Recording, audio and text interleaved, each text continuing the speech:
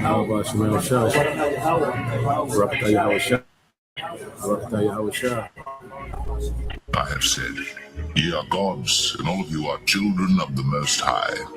But in the kingdom, we're going to have that power like the angels, but we're going to be what you call extraterrestrial. In other words, we're not going to be regular terrestrial like we are right now. Because what happened is, in the ancient world, we had that power. We had that power when we were on a level like the over the generations and over the years. The Lord took that power from us. But we're going to get that back. We're going to get that power back coming into the kingdom. I have said, ye are gods, and all of you are children of Most High. I am Alpha and Omega, the beginning and the ending, saith the Lord.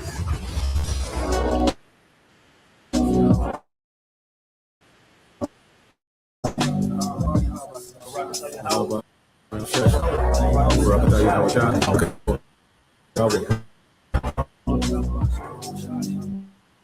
But as it is written, I have not seen, nor ear heard, neither have entered into the heart of man the things which God hath prepared for them that love him. But God hath revealed them unto us by his Spirit. When we think about the kingdom, most brothers think of like the small, minute terms. No, but the vastness of the kingdom, the greatness of the kingdom, dealing with the knowledge, wisdom, understanding, and the information alone that we're going to receive when we get to the kingdom. That's on a whole nother level. Never mind the riches and the lands and the women and the children and, be in your chariot, sip them emeralds and sapphires and, the different precious stones, going to places. But as it is written, eye hath not seen, nor ear heard, neither have entered into the heart of man the things which God hath prepared for them that love him. But God hath revealed them unto us by his Spirit. No one, no matter how vivid a brother's imagination is, there's nothing in comparison to what's coming. You can't even imagine. You can't even paint it a picture or write it into words or give an explanation that even comes close to the majesty that's coming. We are destined for greatness in the new righteous kingdom. But as it is written, eye hath not seen, nor ear heard, neither have entered into the heart of man the things which God hath prepared for them that love him. But God hath revealed them unto us by his Spirit. The brother with the most good imagination out there can't imagine what the kingdom of heaven has in store, what it's going to be like. What we're basing the kingdom of heaven as far as riches and having a good time and things of that nature is just based off of our experiences in this world and what we think having a good time is and living the life is. Barakatah Yahweh Shah. Barakatah Yahweh. Barakatah Yahweh. Barakatah Yahweh Shah. Thou wilt show me the path of life. In thy presence is fullness of joy. At thy right hand there are pleasures forevermore. Pleasures forevermore at thy right hand. So the kingdom is coming, and that's righteousness. The Israelites are going to be changed. Thy people shall be all righteous. Not one Israelite is going to be lost, because the promise that the Most High made to Abraham was to all that seed. And the seed of the promise went from Abraham to Isaac to Jacob. Every seed that came out of Jacob is a part of the ones that are going to receive the benefits that the Most High promised to blessed Abraham. Barakatah Yahweh Shah. Barakatah Yahweh. Barakatah Yahweh. Barakatah Yahweh Shah.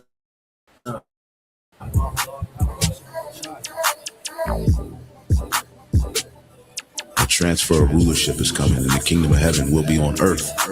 Righteousness will be spread throughout the whole four corners of the earth. Wickedness will be put down. Barakatah Yahweh Shai. Barakatah Yahweh. According to the Holy Scriptures, Yahweh Shai, the Son of the Most High, is set to bring immortality to the nation of Israel, the elect, via establishing the tabernacle of David, as we talk about the second coming of who the world ignorantly calls Jesus Christ. He is coming to take down this current world ruled by Esau, Edom, and establish a righteous kingdom, which is synonymous with the throne of David. That's scriptural, which is a government that's going to run this world in righteousness.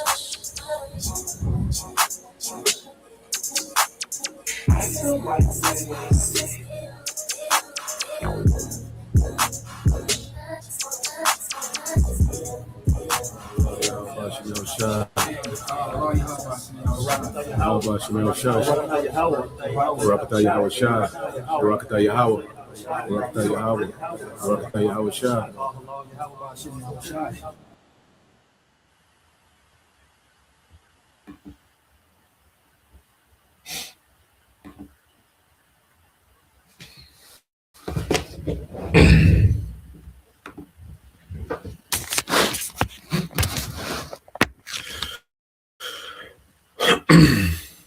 All right, Shalom.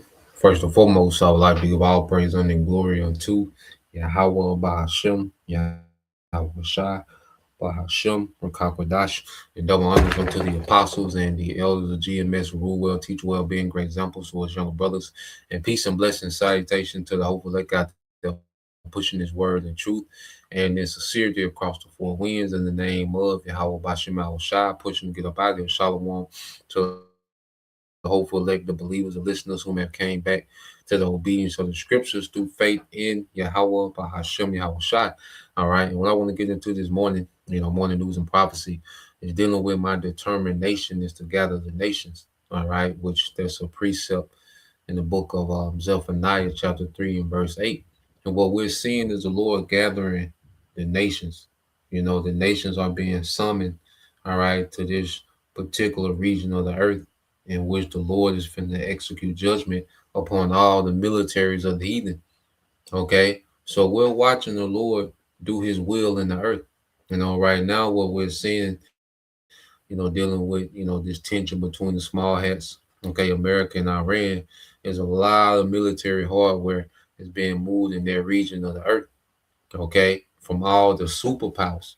Okay, remember, the strongest militaries of the earth, all right, are directly involved in this conflict that we see unfolding, because this is going to be the conflict that's going to lead into this Third World War.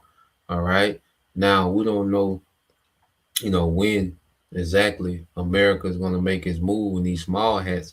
Okay, but we know it's coming. All right. And what we're seeing is a lot of military hardware being concentrated in this one region of the earth, man. Okay, and it's all the will of Yahweh Bahashem Yahweh Shai. You see, because you got America, China, and Russia. Those are the three strongest militaries, okay, on the earth.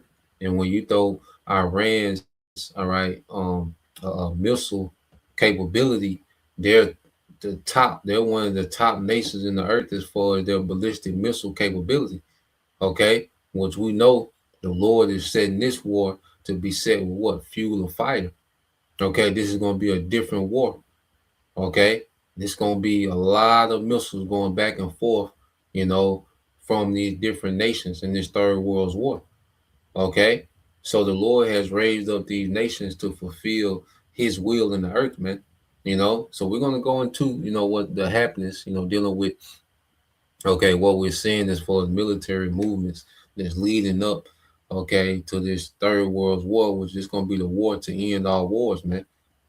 So as we see America, all right, going into chaos and civil unrest, we're seeing also war abroad.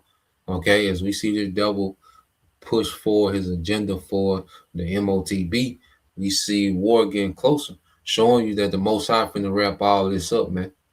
He gonna do it in one swoop. All these things are connected, and when that first domino fall, man, the rest of them gonna fall, and it's gonna lead to the second coming of Yahweh Shai. Okay, so let's get into some precepts, and then I got a few videos I want to get into, to kind of go into what's going on, dealing with this war buildup. Okay, now when you go into the book, let's start with Zephaniah. Okay, let's start with Zephaniah chapter 3, and let's see what we get. Yeah, Zephaniah 3 and 8. Okay, this is the book of Zephaniah chapter 3 and verse 8. It says, "Therefore wait you upon me," said the Lord Yahweh Bashem Shai, "until the day that I rise up to the prey." Okay, so we're given, orders to stand down. This is why we're not here to be a carnal military. Okay, this ain't the time of, the Maccabees. Okay, this is the time where the Lord has his men teaching his word, consuming, all right, this devil, okay, through prophecy, man, through truth. You see, our part is in the spiritual warfare. Okay, going to 2 Corinthians 10 and 4. That's our portion. Okay, but the Lord is gathering what? An actual war.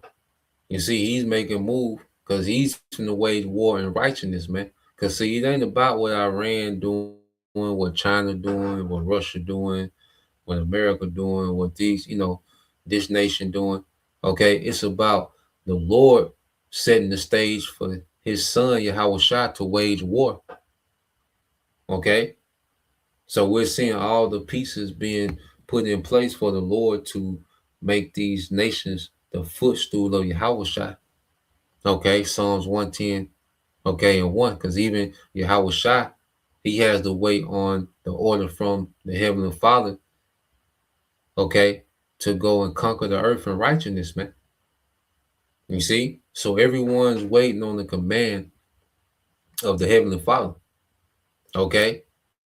It says, "Until the day that I rise up to the prey, for my determination is to gather the nation that I may assemble the kingdoms, to pour out my anger, even all my fierce anger, for all the earth shall be devoured in the fire of my jealousy," man. And we know the whole earth is not going to be consumed in fire, okay? But there's going to be a lot of destruction in the earth, man, due to this war. Okay, and the militaries of the earth are going to be consumed in the fire of those chariots, man. And America is going to be a lake of fire. You see, this government that runs the earth, okay, is going to be destroyed. It's going to be toppled. The Lord finna show Esau how to do a regime change. Okay, the Lord finna show Esau how to do a coup. Okay, on a whole nother level, man. So let's go here. I want to get this in a couple of let's get this in a different translations, Zephaniah 3 and 8. Get some of the words as well. Okay. So you go into let's get this in the NLT. Okay. It said, "Therefore be patient." And this is speaking unto us. "Therefore be patient," said the Lord. And the Lord is doing a mighty work in the earth, man. If we're tuned into what's happening, man, we should be in the spirit of rejoicing, man. We should be good in the spirit, seeing what the Lord is doing real time in the earth, man. The Lord putting this thing together. You see, the Lord is not hesitating in the moves that he's making to fulfill prophecy, man. We got to understand, we're going to get into it, we're going to get into it, man. I'm excited to talk about it, man. All right, but the Lord got it. What we seeing build up, this going to be the one when they really, like I say, they can, lock up and they still can go back to their corners, so we can see them engage each other and bag off. That's a possibility. Okay. But the hardware, the military hardware that's being moved, the assets that's being poured into this one region, okay, everything that we see happening, man, this is where, all right, the powder keg of World War III is going to start off, man, with this conflict. Okay, and the small hats, all right, they said if America don't do nothing, they going to do it themselves. The least of the flock. So everything is being put in place, man. Okay. It said, "Therefore be patient," says the Lord Yahweh Bashem Shai.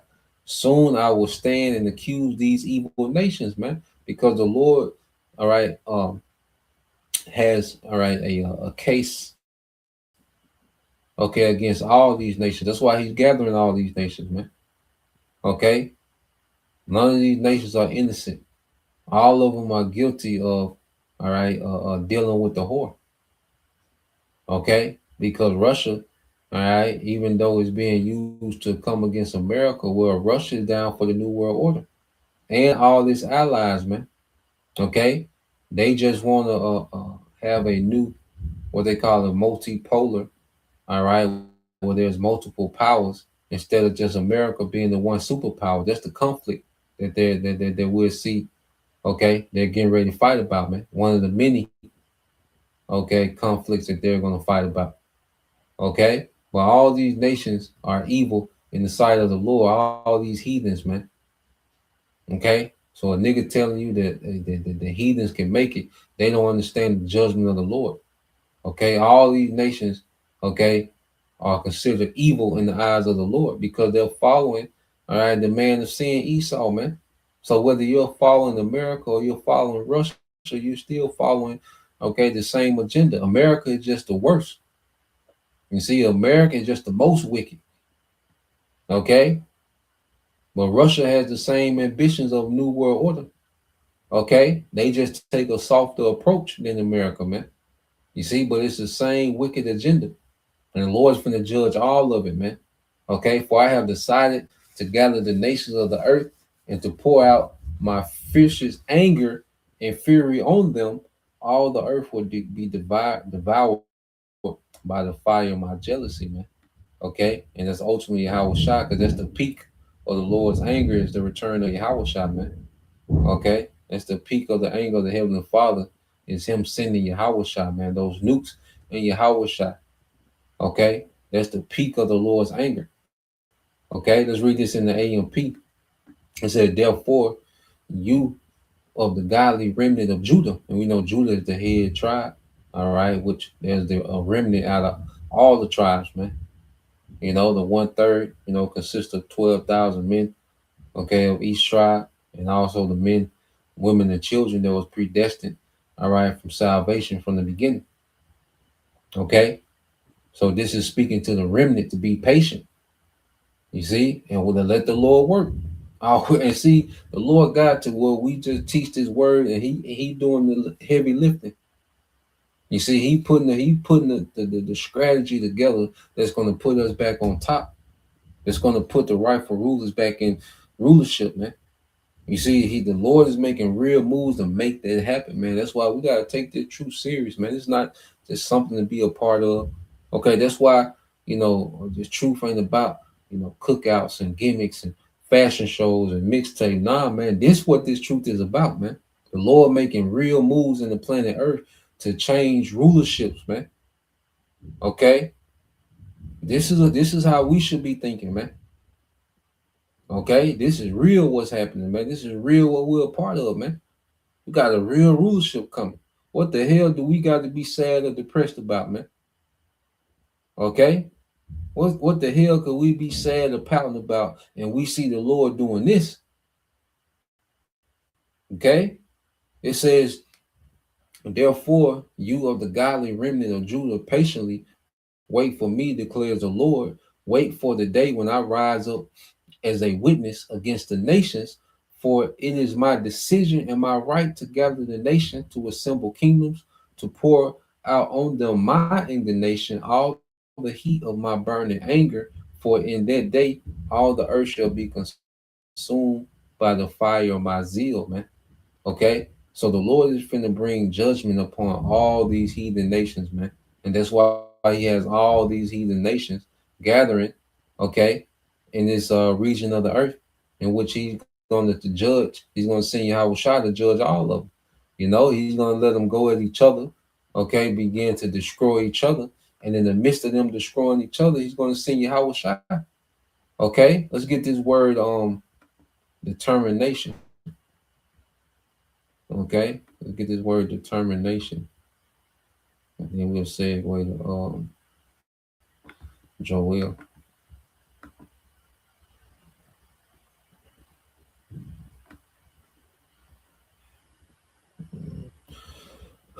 So let's get this word determination.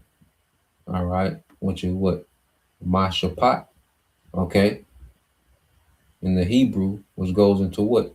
Judgment, justice, okay, to execution of judgment, a decision. You see, a decision in law, and the decision is already made. Okay, the Lord's going to destroy the militaries of the heathen, and these heathens go into captivity. Those that survive, okay, these heathens that survive this third world war are going to captivity, man. The decision is already made. Okay, Yahushua, he's coming to execute, okay, the judgment. Because the judgment is already written. We're reading about the judgment. Okay, America being the lake of fire, that's a judgment. That's the verdict. You see, you go here, it says a verdict. Okay, so the verdict is already decided, man. Yahushua is coming to enforce that verdict. All right, from on high. Okay, he's coming to execute that judgment from the Father, man. Okay, so let's go from there. Let's get this in Joel. Okay, let's get Joel.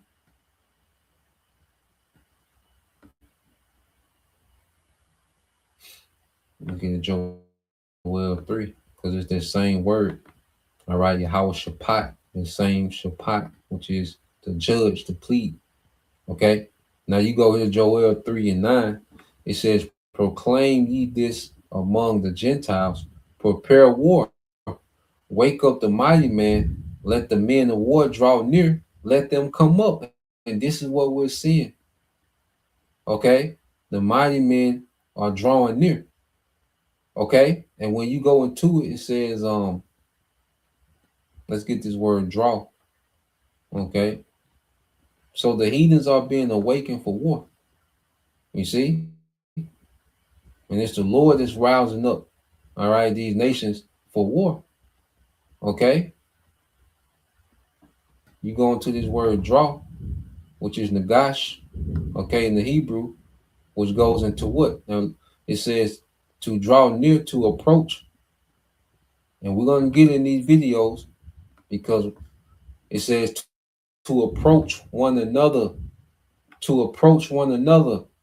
Okay, and this is what we're seeing. America moving all these aircraft to the coast of Iran, Russia moving their navy to Iran, China moving their navy close to Iran.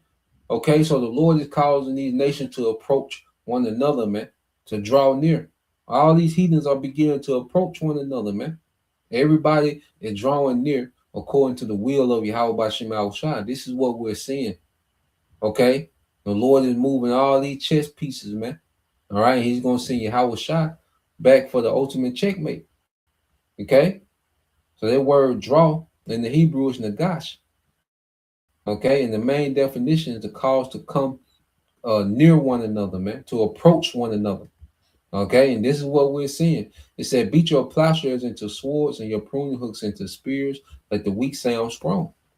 Okay, so now, you know, these nations, okay, that was once considered, you know, no threat, okay, that was considered harmless. Now these nations have become powerful, man. Even China wasn't no military powerhouse in the 50s and 60s.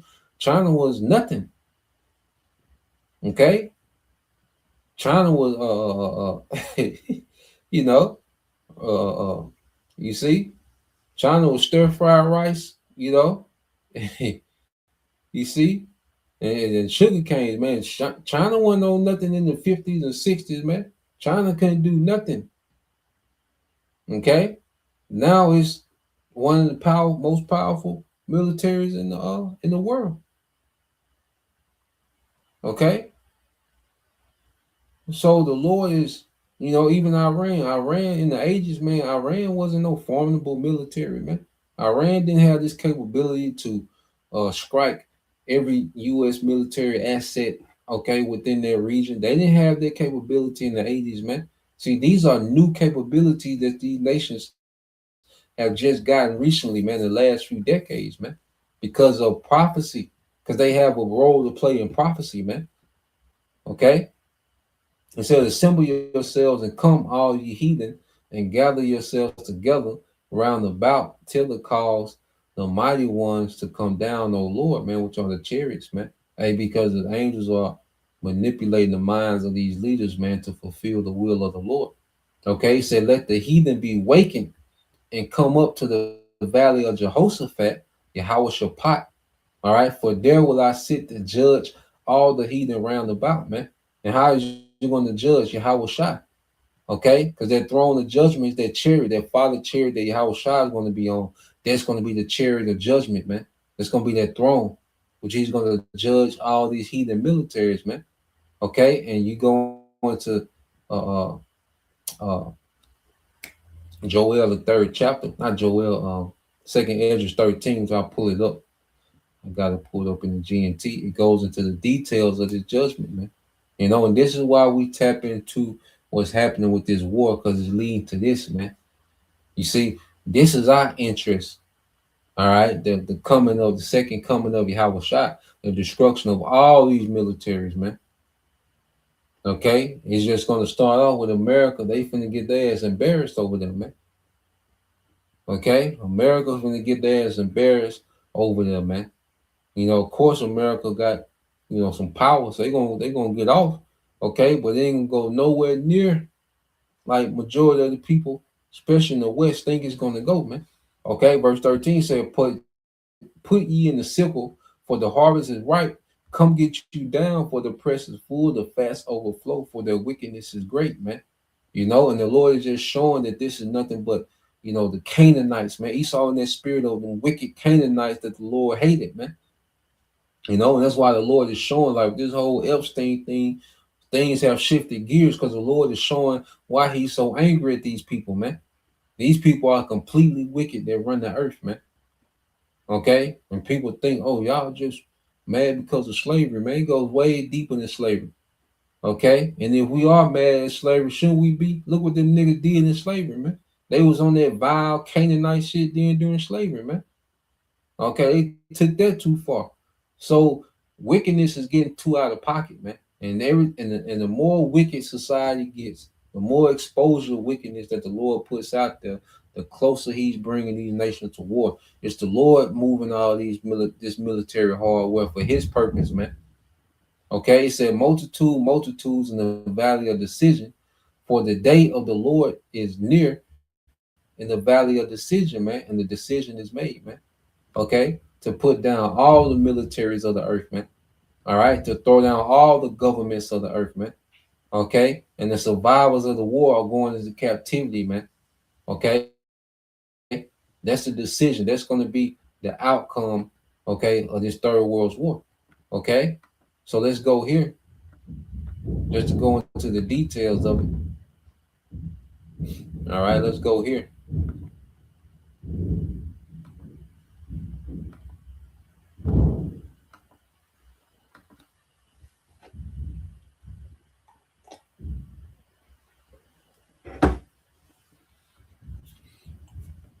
It's the book of Second Ezra, chapter 13, verse 1. It's in the GNT. It says, then 7 days passed, and the following night I had a dream. In my dream, I saw a wind coming up out of the sea and stirring up, all right, great waves. Okay, now this is the sea that is speaking of is an atmosphere, because the atmosphere is, water as well, just in a different form. Okay, it's not the H2O, the water of the oceans, and it's a water, but it's in a different form. Okay, so this is coming out of the atmosphere. Okay, as I watched, the wind brought with it out of the sea what looked like a man, Yahweh Shai, and he was flying on the clouds, the chariots. When he turned his face, everything he looked at began to tremble. Okay, because this is Yahweh Shai, and he's approaching the militaries of the earth, man. Okay, and there's a trembling. You see, when he started to come, because Yahweh Shai coming directly to these militaries of the earth when he comes into this realm. Okay, it says, and when he spoke, everyone who heard his voice melted like wax in a fire. And he spoke with what? With fire. Okay, matter of fact, if a brother could, just to prove that, just to put a precept on that, how the Lord's going to speak with fire. It ain't okay, that he's going to be, fire is going to be coming out of Yahweh Shai's mouth like a dragon. It's the opening of their chariot. The mouth represents the opening of their chariot, man. show you that Ezra seen, you know, openings come up on their chariot like a mouth, you see, and fire came out as if he then, and that's how he was speaking. So real quick, if a brother can put Isaiah chapter 66, okay, verses I want to say should be 15. Okay, yep. Isaiah 66 verses 15 to 16, Baba Kashah, you know, to put a precept on it. Okay, so let's keep reading on this. It says, and when he spoke, everyone who heard his voice melted like wax and fire. I looked again and saw a crowd too large to count. All right, and these are the militaries of the earth. So all these nations, remember, all these militaries gonna be gathered in this one region. Because it's been the spirit. Because Iran keeps saying, look, it's gonna be a regional war. Okay, if America attack us, it's gonna immediately be a regional war, man. Okay, to where all these nations in the region, all right, got to get involved. Okay, and it's the spirit that the Lord got on them to constantly push. It's gonna be a regional war. It's gonna escalate quick. You see, it said, I looked again and saw a crowd too large to count. They were people gathered together from all parts of the world, all the militaries of the world. Okay, that's able to any military that's able to deploy troops, okay, are going to be in this region, man. And it says there were people gathered together from all parts of the world to fight against the man who had come out of the sea. And that's Yahweh Shai coming out of the atmosphere, man, coming into this realm, entering this realm from the atmosphere, okay, from up.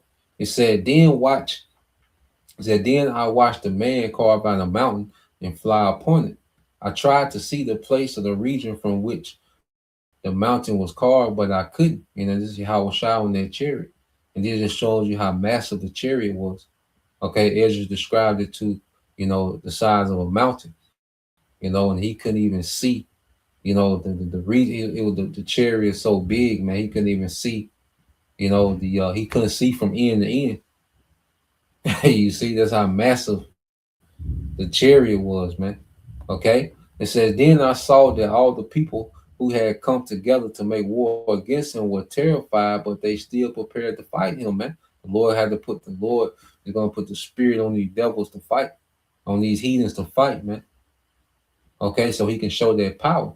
When the men saw, all right, when the man, Yahweh Shah, saw the great crowd advancing to attack him, he did not take up any weapons, man. So the Lord is going to cause these nations to come at Yahweh Shah, man. These militaries to come at Yahweh Shah. Okay, all at once, man. So, because Yahweh Shah, look, we finna wrap this shit up, man. Okay, it ain't gonna be that back and forth. It's gonna be quick work. When Yahweh Shah returns, it's gonna be quick work, man. You see, it ain't gonna be all these days and weeks. Nah, man. When Yahweh Shah come, America gonna be getting obliterated with nukes. Okay, and Yahweh Shah gonna be destroying the militaries of the earth, man. Okay. It said the only thing I saw was what looked like a scream of fire coming out of his mouth. He sent a flaming wind from his lips and a storm of sparks from his tongue. The scream of fire, the flaming wind, and the great storm combined. You know, so it's just fire coming out in many forms from their chariot, man. You know, the scripture call it with the right aim and lightning bolts. Okay, Ezra, he said he's seen a tempest like a tornado. You know, this is gonna be fire coming in all fashion out of the chariot of Yahweh Shah, man. Okay, and it says he swept down on the crowd. All right, it says and swept down, showing you that Yahweh Shah gonna be above, you know, everything, man. Because it said the flaming fire swept down. You see, so Yahweh Shah gonna be exalted above, okay, these militaries of the earth, man. You see, so it's just gonna be like a Yahweh Shah gonna turn the earth to his throne room, because you know, like if you watch, you know, those movies with the kings, when they bring someone in their throne room where the king is up high, you know, the king is up high, and you will be ground level, and the judgment will come down from the king. You know, you will walk in their throne room, and then there will be steps up to the throne. Okay, and you will be at the, you know, on the ground level, and their judgment will come down upon you from the king. So Yahweh Shai, he gonna turn the earth to one big throne room. Okay, and their judgment gonna come down from their chariots, man, on all these heathens, man. Okay, and it says, and swept down on the crowd that was coming to attack him, and burnt them all up. In a single moment, their crowd, too large to count, vanished. Okay, and there was nothing left but powdery ashes and a smell of smoke. I was shocked when I saw what had happened, man. Okay, so in the instant, a crowd too large to count, okay, was vanished and turned to powdery ashes and smoke, man. Okay, and that's the judgment. You see, that's a decision, all right, that's already decided in the heavens. We're just watching it play out now. Okay, and that's why when you go here, okay, yep, the brother got it to show you that, you know, what's coming out of the mouth of the Lord. Okay, how the Lord's going to rebuke, you know, with fire. That's how the Lord's going to speak to these nations is in fire. See, we're doing the verbalizing now. You see, the prophet, this is our ministry to actually verbalize the judgment that's to come. When Yahweh Shai come, he's coming to execute. He's coming to speak, okay, in fire, man. Okay, so let's let me pull this up and we're gonna get that. Okay, let's go here. This is the brother GMS Des Moines, you know, Isaiah 66 and 15. Shalom to you, Akim, on the comment board. And shalom up. How about you, It said, for behold, the Lord will come with fire and with chariots like a whirlwind to render his anger with fury, and his rebuke with flames of fire. Okay, so the Lord is going to rebuke in fire. You see, we're rebuking in words. The Lord is going to rebuke in fire. Okay, it said, for by fire and by his sword will the Lord plead with all flesh, and the slain of the Lord Yahweh Bashim Shah shall be many. And what did Ezra say? All he seen was smell of smoke and fire. You know, when the dust settled, literally, when the dust settled, all the militaries of the earth that was gathered to attack Yahweh Shah was dust, and he spoke to them in fire. You see, Yahweh Shah is coming to speak in fire, man. Okay, so let's play this, you know, and let's deal with, you know, what we see happening, you know, the build up, okay, dealing with, you know, this countdown to the Third World War. Okay, so let's play this.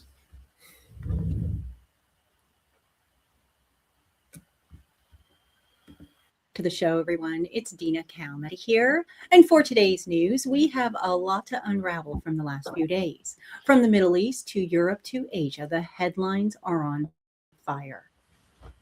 But I first want to talk about with what is most urgent, and that is Iran, Israel, and the United States. According to a report in Axios, the Trump administration may be closer to launching a major military conflict in the Middle East than much of the American public realizes, and such action could start soon. The report says that any U.S. strike in Iran would likely extend far beyond a limited operation. Sources cited say it would resemble a sustained weeks-long military campaign rather than a short targeted strike. Per the report, officials expect any action to involve close coordination with Israel. Regarding the timing, we were told that President Trump had given Iran around 30 days to make a decision. But now the report says that Israeli officials are preparing for a possible conflict within days and are advocating for an expansive campaign that could target not only Iran's nuclear and missile capabilities, but potentially the regime itself. Some U.S. sources, however, believe action could still be weeks away. The report also notes that the U.S. officials have given Iran a 2-week window to present a detailed proposal following the latest round of talks. It draws a parallel to last June, when a similar 2-week deadline preceded Trump's decision to authorize Operation Midnight Hammer just days later. In addition, the Times of Israel is reporting that the American military has moved dozens of fighter jets towards the Middle East over the past day, according to open source flighting tracking data, as the U.S. and Iran held their second round of talks in Switzerland. They include the F-22, F-35, and F-16 jets. Several refuelers have also been spotted on the move. A U.S. official also confirmed to the Axios news site that more than 50 fighter jets have been moved to the region in the past 24 hours. With that being said, Iran had fired live missiles towards the Strait of Hormuz while its supreme leader warned that the U.S. warship deployed in the Gulf could be sunk. In his speech on Tuesday, he said that we constantly hear that they, the U.S., have sent a warship towards Iran. A warship is certainly a dangerous weapon, but even more dangerous is a weapon capable of sinking it. Definitely. So America is sending a lot of air power to their region, man. It's the Lord gathering the nation. You know, this is the largest American military buildup. Okay. This is a third of America's Navy assets are being positioned close to Iran. Okay. You have all these fighter jets, okay, that's being shipped to their region. That's a lot. America's putting a lot of power over there, man. Okay. Now, the $1 trillion question that everyone is waiting to see: can Iran sink an American aircraft carrier? You know, that's the $1 trillion question that everyone is waiting to see, because those aircraft carriers, they are powerful. Okay, they are powerful. Don't get it twisted. The American aircraft carrier, they pack a hell of a punch. You know, and not only is it two, but there's talks that there's a third one on the way. Okay, and I think they have 11 altogether.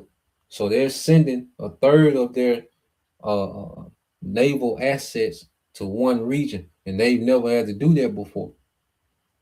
Okay, showing you that the stakes is high.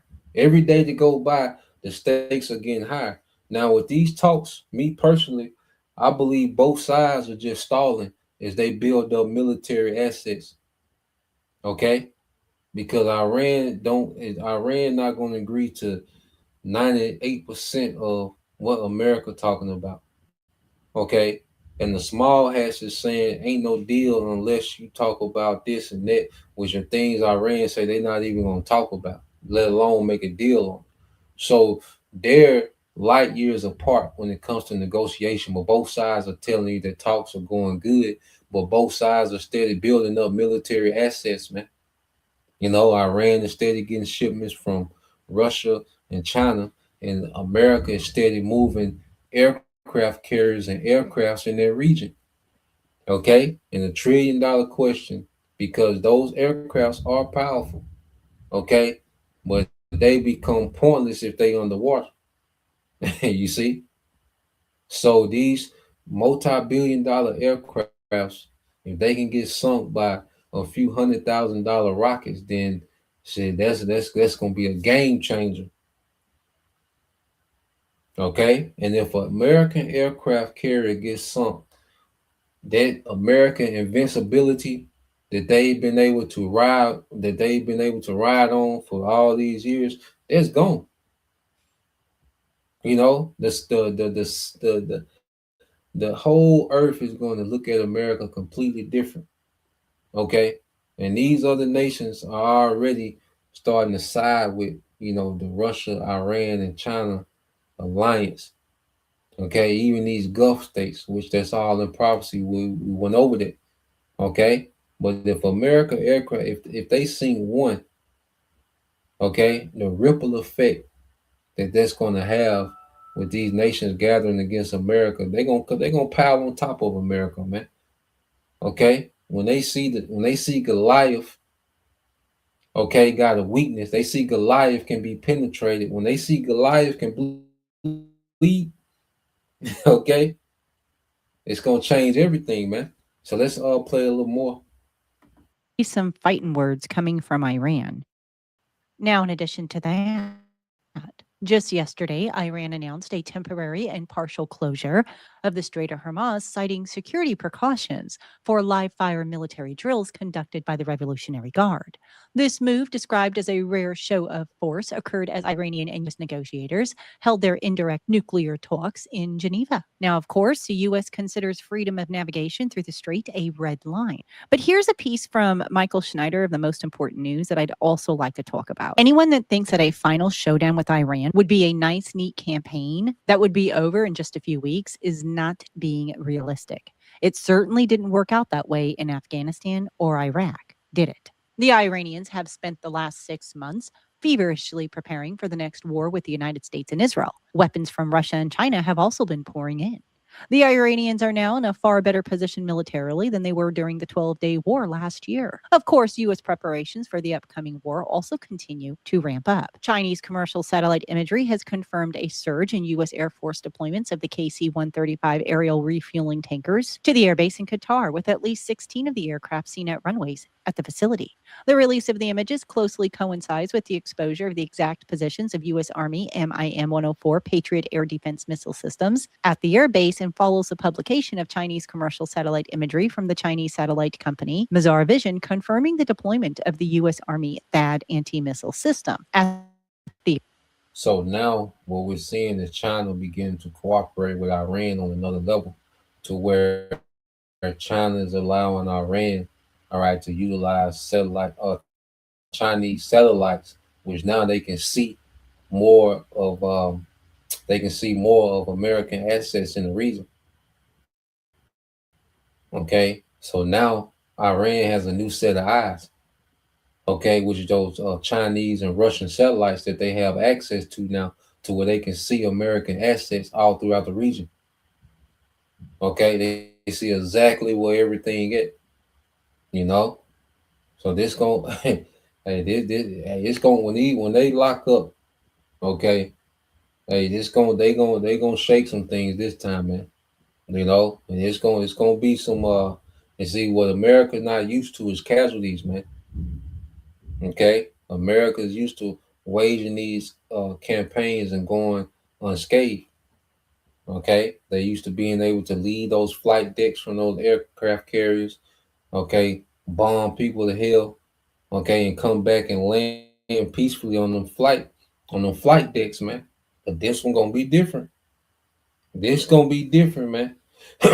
Let's play this. Air base in Jordan. Unconfirmed reports have indicated that Chinese satellite intelligence and communications is being provided to significantly strengthen Iran's ability to withstand a possible U.S.-led assault and launch retaliatory attacks. Feeling that the publication of images on the potential targets may be intended to signal that Iran's targeting intelligence will be significantly greater in a future conflict due to Chinese support. And CBS News is telling us that the USS Gerald R. Ford is being deployed to the Middle East. When push comes to shove, the U.S. and Israel will be hammering Iran at the same time, and the goal will be regime change. He also notes that Iran could use unconventional weapons, in which Israel will not hesitate to strike back with overwhelming force. And then we will really have an apocalyptic scenario on our hands. Israeli Prime Minister Benjamin Netanyahu is insisting on any potential deal is that all enriched material has to leave Iran. The second is that there will be no enrichment capability, not stopping the enrichment process, but dismantle the equipment and the infrastructure that allows you to enrich in the first place. Netanyahu added that any agreement should also address Iran's ballistic missile program, citing a 300-kilometer range limit under the MTCR. He also said that any agreement should also address its support for Iran's regional allied groups. Iran, of course, will never agree to any of that. In fact, they will never agree to any restrictions on their ballistic missile program under any circumstances. Over and over, the Iranians have made it abundantly clear that they are not willing to give the U.S. and Israel what they want. And apparently, Steve Witkoff and Jared Kushner have told President Trump that it will be difficult to impossible to make any sort of a deal. And so the points are talkless. I mean, the talks are pointless, man. Okay, the talks are pretty much pointless because as they're talking, both sides are constantly just building up and preparing for war. Okay, so these whole things with the talk, all right, basically, just each side buying time and position themselves for this war, man. Okay, so let's go to this one. All right, let's see. Yeah, let's go here.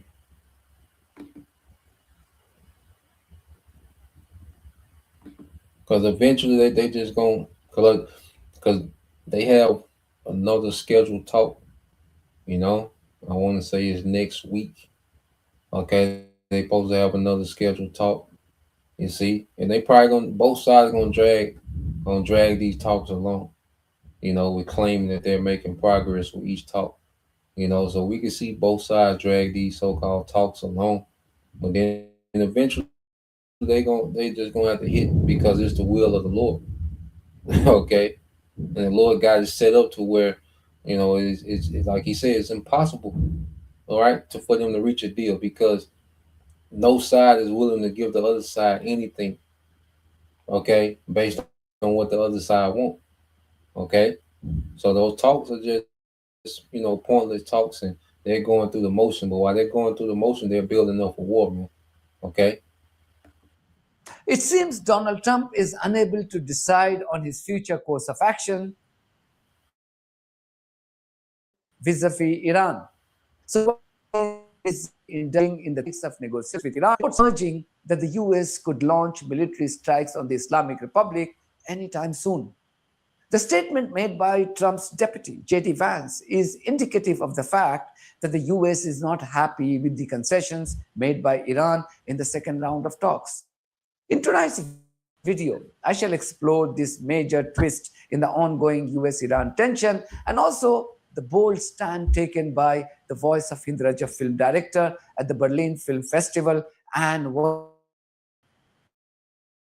she said while refusing the award at this pro-genocide event. So please stay tuned. Until yesterday, we were told that the US was sincerely engaged in talks with Iran as the deranged occupant of the White House cared about peace. Even Iranian and Omani foreign ministers left Geneva feeling confident about the initial deal. Trump's deputy J.D. Vance's statement saying that the US would not settle with anything less than 0% uranium enrichment. Well, I'm obviously not going to make any announcements today. I think the president has a lot of options. We do have a very powerful military. The president's shown a willingness to use it.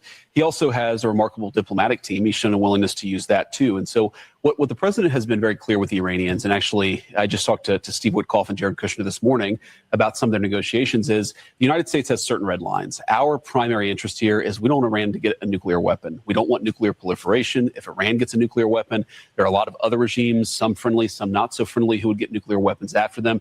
That would be a disaster for the American people because then you have these crazy regimes all over the world with the most dangerous weapons in the world. And that's one of the things the president has said he's going to prevent. Now, we would very much like, as the president has said, to resolve this through a conversation and a diplomatic negotiation. But the president has all options on the table. And, one thing about the negotiation I will say this morning is, in some ways it went well. They agreed to meet afterwards. But in other ways, it was very clear that the president has set some red lines that the Iranians are not yet willing to actually acknowledge and work through. So we're going to keep on working it, but of course the president reserves the ability to say when he thinks that diplomacy has reached its natural end. We hope we don't get to that point, but if we do, that'll be the president. This is Jen Spark. It's like having a full stack team in one workspace. Watch this. Build me a This has. So here it is. The devils always speak about, these nations not having the right to have a nuclear weapon. Well, you set that president who brought atomic warfare to the battlefield. Okay, you set that president. Okay, so how the hell you gonna tell another nation they can't have the weapons that you got? Okay, Iran is not known for invading nations. America is. The small hats are. Okay, the two nations, all right, that do the most airstrikes, that do the most bombings, that are at war with with more nations than anyone on the earth, you know, they feel as if they have the authority to tell these other nations, well, you shouldn't have, all right, a nuclear missile. Okay, you shouldn't have nuclear warheads. Okay, when you devils introduce nuclear warfare to the battlefield, what you did to Japan. Okay, the atomic bomb that you dropped, the 2 atomic bombs that you dropped on Japan. The only nation of people to use atomic warfare is Edomites. I'll say, because in response, that's how war goes. Once somebody brings something to the battlefield, the other side has no choice but to level up and make it even. That'll be super stupid not to even the playing field, okay, of your enemy. Okay? To not to go level up so you can be, all right, a formidable, okay, enemy, man. You see? They're just like when people brought cannons to the battlefield. Everybody had to go get cannons after that. You see? When machine guns was brought to the battlefield, everybody had to go get machine guns. You can't have regular guns anymore. Muskets. Okay, imagine you going to World War II with a musket and everybody else got machine guns, man. Okay? So whatever weaponry is introduced to the battlefield, well, you set the precedent for these other nations to level up to their same weaponry. Okay, so you damn devils, you set the tone for that, man. All right, and you devils, you signed your own death certificate when you brought that type of weaponry to the battlefield, and the Lord wanted you to do that. Okay, because it's what's that in Isaiah? If a brother want to post that in Isaiah 50, what's that 54? I think 16. He created the smith to blow at the coal, you know, and the Lord brought that technology, all right, to the battlefield because that's how America, all right, modern day Sodom will be destroyed. Okay, so you devils, you don't have the say so who develops those weapons, man, because those are the Lord's weapons. A brother can post that too. Jeremiah 50 and 25. Bible shot Jeremiah 50 and 25, and I believe there's Isaiah 54 and 16. I want to say the smith that blow the coal. Okay, but these devils be having some nerve, you know, to act like they're just these responsible niggas with the weapons. Nigga, y'all use the weapons. Okay, there's still nuclear fallout and behind this shit, which y'all did. Okay, in the 40s, man. Okay, this is brother Amar Gabal, Mishalaki Amar Gabal. It said Isaiah 54 and 16. It said, I have created the smith that bloweth the coals and the fire, and then bringeth forth an instrument for his works, and I have created the waster to destroy. Okay, so is the Lord that allowed these devils to tap into, all right, this nuclear physics, okay, to split the atom, to create the atom bomb, and to create, okay, nuclear weaponry, okay, because these are the weapons of what? The Lord's anger, okay? So you go here, Jeremiah 50 and 25, the Lord have, it said the Lord have opened his armory and have brought forth his weapons of his indignation, for this is the work of the Lord, power of hosts in the land of the Chaldeans, man. So the Lord allowed, that type of technology to be brought, okay, to the battlefield because he has a purpose for Babylon, which is to turn this place to a lake of fire. So now that technology exists for that prophecy to be fulfilled. Okay, the Lord is going to rain all that weaponry, all this nuclear weaponry on America, man. And that's the weapons of his indignation. Okay, so you Edomites, you didn't create that weapon because you're just so prolific and your high IQ. No, the Lord, all right, allowed you to create that weapon, mass produce it, and then he allowed these nations to put these warheads on hypersonic projectiles, okay, to fulfill the prophecy of America being destroyed in 1 hour. Okay, so all this technology was for the fulfillment of prophecy, man. Okay, and you devils don't have to say so who gets to have what they call the weapon. No, these are the Lord's weapons, man. Let's play this some more.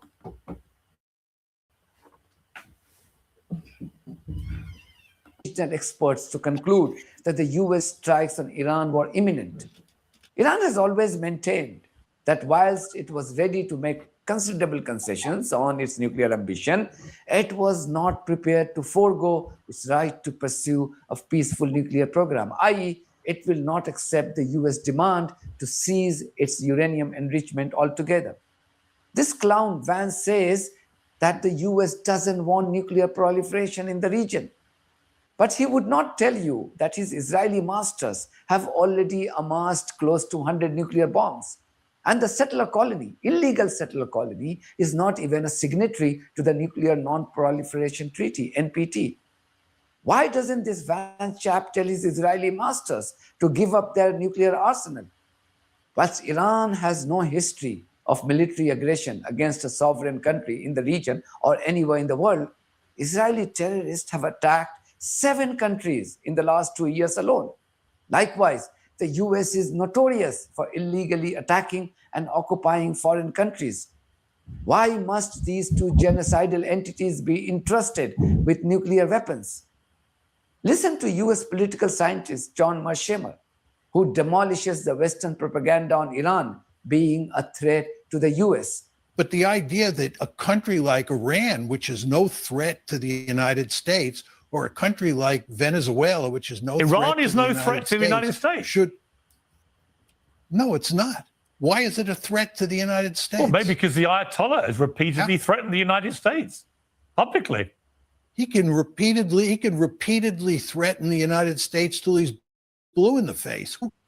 But then no one goes into the history, okay, of how America has interfered with Iranian government and politics for a long time.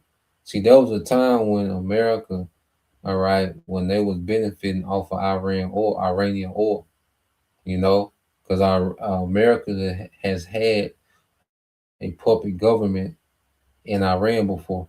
That's why you keep hearing America talk about regime change.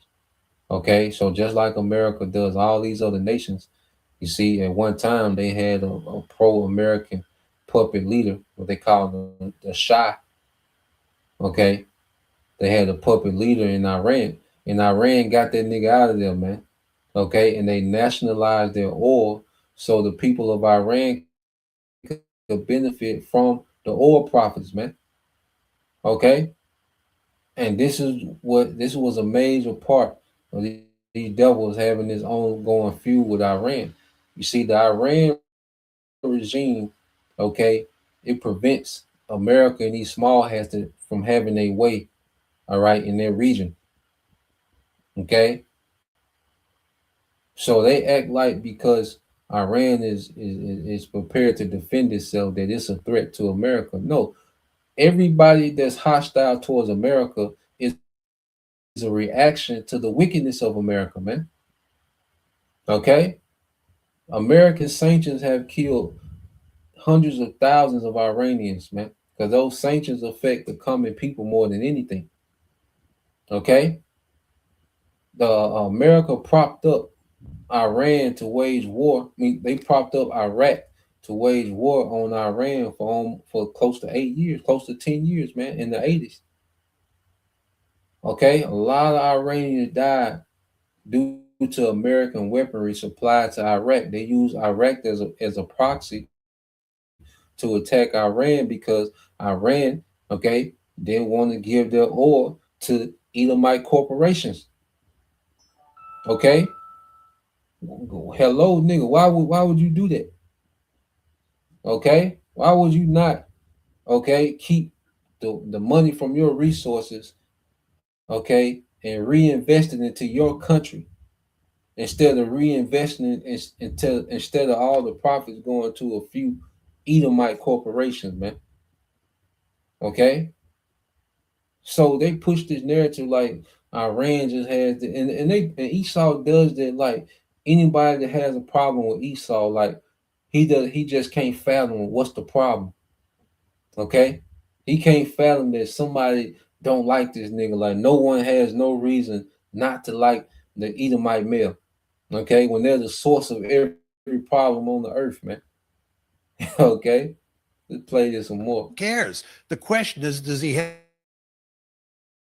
have the military capability to do harm to us? Well, he's had. And the answer Well, is they've had no. the military And in capability all around the Middle East, all of whom are wedded to the obliteration of Israel, which is America's main ally in the region, and have a lot of interest, mutual interests. Now, you may not like it, but that's the reality. And so, yes, they represent a threat to one of America's main allies and to Americans who live in Israel, for example, to American service people who work with Israelis. Of course. But you're making the argument that they're not a threat to the United States, they're a threat to Israel. And because we're joined at the hip with Israel, anything that's a threat to Israel is a threat to the United States. I don't buy that argument. I'm an American firster. I care about the U.S. national interest. And it is not in our national interest to have this conflictual relationship with Iran. And if it weren't for the fact that the Israelis have so much power in the United States and insist that we keep Iran as an adversary, we would otherwise have good relations with the Iranians. Another veteran. And see, everyone is calling out those small hats. You see, that's why a lot of Americans, that's in the know, they're pissed at those small hats because they see, like you have these Americans that see that the only reason America is involved in all this shit in the Middle East is because of the small hats, man. Okay, and this gonna be different than Iraq and Afghanistan. Okay, and these people that's in the know, they understand what's going on. They're constantly calling out the small hats like, why are we doing this? This don't make sense. This does not make sense for America to be involved in this war with Iran. Okay, but it's because of the small hats. Okay, because America are do boys for the small hats, man. All right, and it's biblical prophecy. This is the snare that the Lord has laid for Babylon, and America finna fall into their snare. The fact that they're bringing all those military assets over there to their region, this is a snare being set up. Okay, the Heavenly Father is setting up a snare for America, man, and these small heads are dragging America into the snare. Okay. American expert Jeffrey Sachs highlights the double standards of the West when it comes to Iran. European leaders just were silent when the United States bombed Iran last June. The European leaders said, "Oh, Iran, you should exercise restraint." They didn't tell the United States to exercise restraint. When the United States kidnapped the president of Venezuela, the European leaders were fine. He's a bad guy. But then when the United States said, "We want Greenland," "Oh, no, that's unfair. What about international law? You have to respect things." And the New York Times discovered that America has imperial tendencies. It hadn't mentioned that for several decades, actually. But it discovered it because now it was talking about a European country and a European territory. So there's a lot of naivete and hypocrisy in everything that's been going on in recent times. To put my position very clear, I think the United States is thuggish, imperialistic, reckless, and that the U.S. has left a large swath of the world in misery. And Europe has been mostly compliant or complicit in a lot of that outside Europe. Trump is unable to make up his mind on the potential consequences if he indeed is pushed by his Israeli masters to attack Iran. Perhaps he should pay attention to what this former CIA officer, John Kiriakou, has to say. Kiriakou says that US warships, including the so-called mighty aircraft carriers, will be sitting ducks to Iranian hypersonic missiles. I was talking to Colonel Doug McGregor a few days ago about Iran's hypersonic missiles. And I said, "Doug, I'm not a military guy. I don't know the details of these programs. Can an aircraft carrier defend itself from a hypersonic missile?" And he said, no, there's no defense from a hypersonic missile. Well, the Iranians have hypersonics. The Chinese and the Russians gave them the technology and they developed it internally, domestically. An aircraft carrier is the size of a city. It has 25,000 sailors on it. Can you imagine if they sank one of those things? Or even just damaged it to the point where it would have to be towed into port for 2 years worth of repairs? I just see nothing good coming of an armed conflict with Iran. Then there is a definitely. And see, they have no defense. And I just found this morning, you know, as I was reading, you know, and because let's go here, let's get this in Isaiah, because we have to understand they got 3 aircraft carriers out there now. Okay, and if it's a war and they sink those aircraft carriers, if they sink one, okay, and the other ones begin to retreat, because whatever they got out there when the war start, that's what they're gonna have, that's what they're gonna be stuck with. Okay, so this is why we see them constantly stockpiling, you know, assets over there, because once the war start, America not gonna be able to sail across the Atlantic freely, okay, with more aircraft carriers. So whenever this war start, whatever aircraft carriers they got out there, that's it. They not gonna have, you know, the privilege of selling more assets out there. Okay, they gonna be struck from further out. They not gonna make it to the coast of Iran. Okay, so when I read this, Isaiah 43:15 said, "This is what the Lord says, your Redeemer, the Holy One of Israel. For your sakes, I will send an army against Babylon." That's for the sakes of the elect. You see, for the sakes of the elect, the Lord is setting America up for failure. He's setting Egypt up for failure, man. Okay? It says, "For your sakes, I will send an army against Babylon, forcing the Babylonians to flee in those ships they are so proud of." Forcing the Babylonians to flee in those ships they are so proud of, man, because that's the number one boast of America's military is these aircraft carriers, man. You know, they boast in them. You see? This is the thing that they boast in the most is what? The aircraft carrier. You see, that's the fist, that's the iron fist of America military projection throughout the world is those aircraft carriers that they boast in, man. You know, but the Lord say he's gonna raise up an army against Babylon, forcing the Babylonians to flee in those ships they are so proud of. Okay, remember the Houthi rebels made the American Navy fall back in the Red Sea. Okay, so Houthi is able to do that. Iran with the backing of Russia and China, so it's gonna be a whole different monster here, man. You know, this gonna get interesting, man. Like I say, this the real Super Bowl, man. This the real, you know, finals, man. Okay, what we're seeing unfold in this part of the earth, man. Okay. Matter of fact, I think I got. Let me see.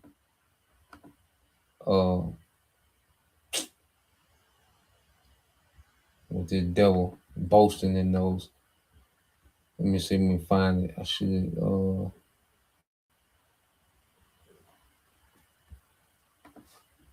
I had it pulled up earlier. Let me pull this up real quick. And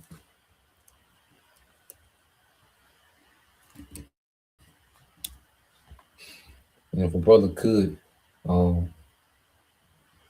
get that Revelation chapter 11, verses 14 and 15, Baba Shah. Okay. So let's see. I think I.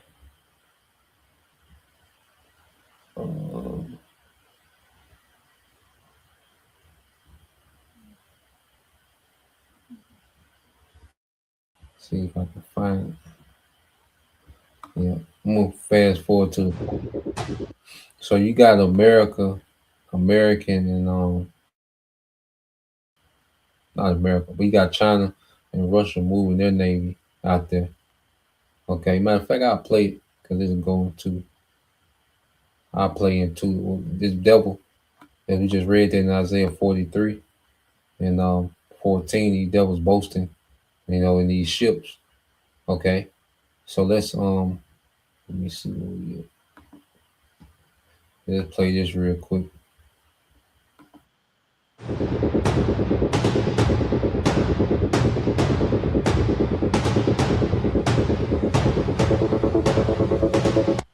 And another thing too, Russia, China, and Iran had naval drills in the Strait of Hormuz, and Iran shot some live rounds, and they shut down the Strait of Hormuz for a few hours.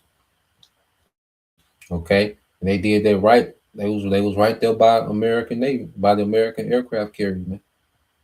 They was right there by those aircraft carriers, man, and they shut down the Strait of Hormuz for a few hours to do those drills. Iran, okay, they shot some live, rounds, and it was those those rounds that sink aircrafts, those aircraft carriers, man. Okay, so the tension high, and the stakes are high. Okay, so let's play this.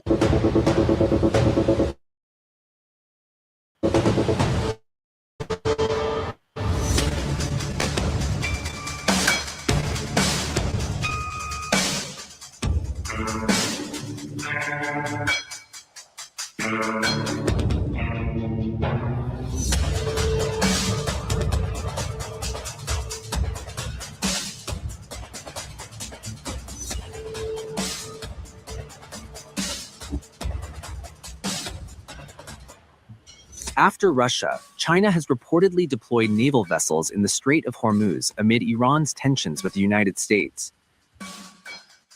Russian presidential aide Nikolai Patrushev told a Moscow daily that Russia was working to build a multipolar world order on the oceans against what he called the Western hegemony. According to an Anadolu report, Patrushev said that Russia would And you see this guy here. All right. I think it's Pushkalov, if I'm saying it right. But see, he's the new advisor to Putin. See, they say Putin he's conservative. He's thinking more long term, but they say this guy here is a hardliner. And this is his new, head counsel when it comes to war. And you can look at this nigga, man. He here for one purpose, man. Smoke. But they say this guy here, he's a straight hardliner, man. All right, he has no love for the West. Okay, so the Lord just putting pieces everywhere, man. He's the hand. All right, Proverbs 21:1. Okay, how the hand of the king controls the mind. The hand of the Lord controls the mind of these kings, man. Okay, so yeah, this is the latest addition to Russia's military cabinet, man. Okay. Tap into the potential of BRICS, which should now be given a full-fledged strategic maritime dimension. The Kremlin official also spoke about the first BRICS naval exercise dubbed Will for Peace 2026, which was held in January in the South Atlantic. Patrushev added that the Maritime Security Belt 2026 exercises in the Strait of Hormuz, where Russia, China, and Iran sent their ships, proved to be relevant. Iran held military drills on Tuesday and announced that the crucial Strait of Hormuz would be shut for several hours.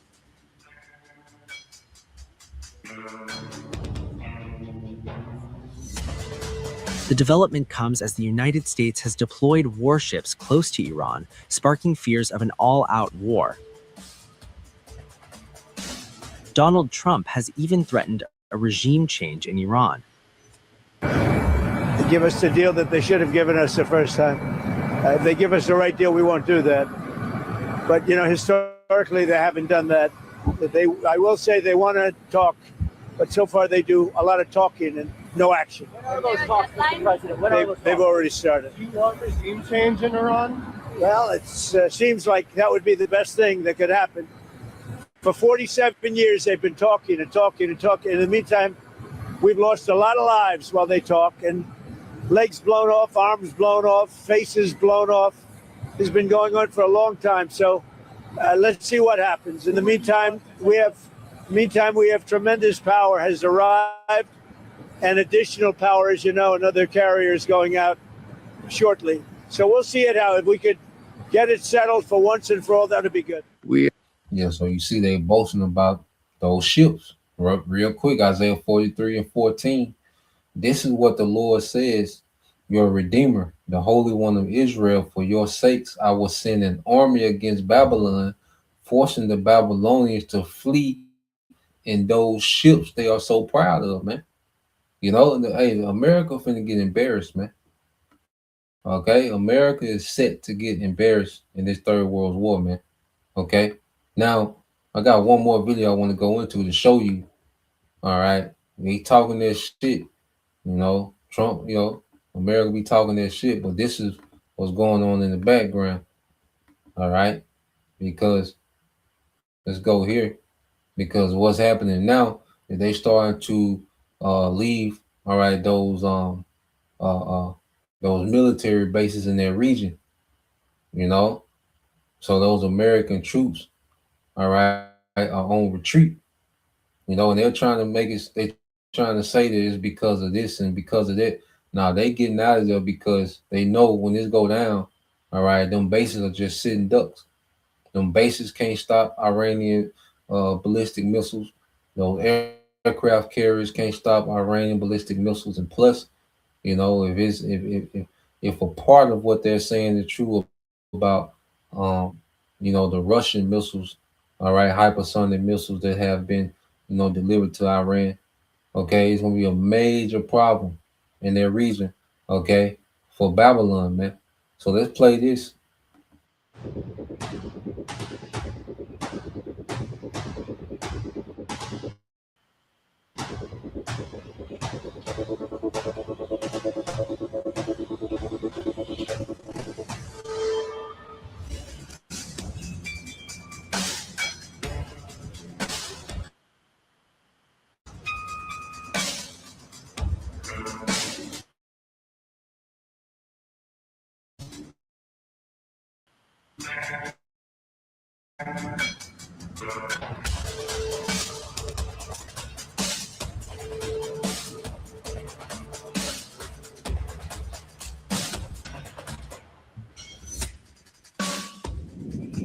The United States is preparing for a total withdrawal of troops from Syria amid ongoing tensions with Iran.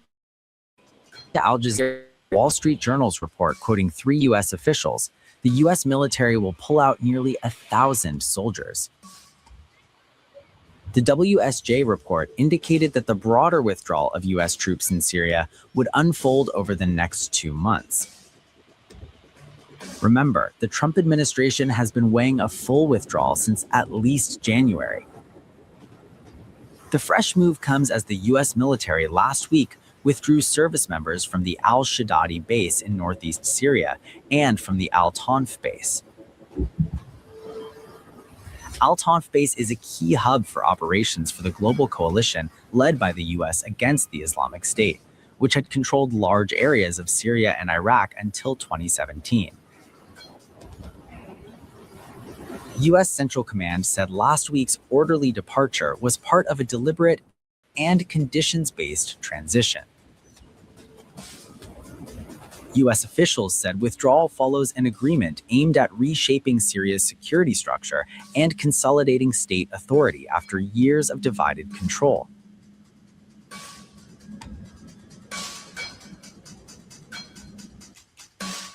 The deal provides for the integration of the Kurdish-led Syrian Democratic Forces, or SDF, Washington's primary partner in the fight against Islamic State, into the Syrian army. Yeah, so they, so they're taking their troops out, okay, and putting these crash outs in there, okay. They like, look, let's get our troops out, let these niggas, because you're going to see, you know, these devils, because they say it's a 2-month thing. So, you know, over these next weeks, you know, expect to see Americans start to, you know, be removed from their region. Okay, and then we start to see this, you know, in all these different bases in their region, okay, that's a great sign of war. Okay, if we start to see them move, but then also it shows weakness as well. You know, it shows America can't defend those troops in their region. So America just in the trick bag either way. If they leave the troops, okay, it's gonna be body bags. Okay. And if they get them out, it's gonna be another sign of weakness, man. So the Lord got America in the press, man, in the conundrum, okay, to where every move they make works against them. There's no good moves for America going forward. Okay, no move is a good move for America going forward, man. You know, so let's go here. So let's get this. The brother got it for me, and we'll end it here. All right, this is the brother of Mark.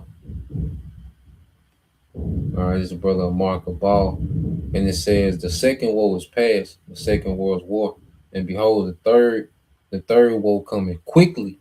Okay, we're living in the time of this third war.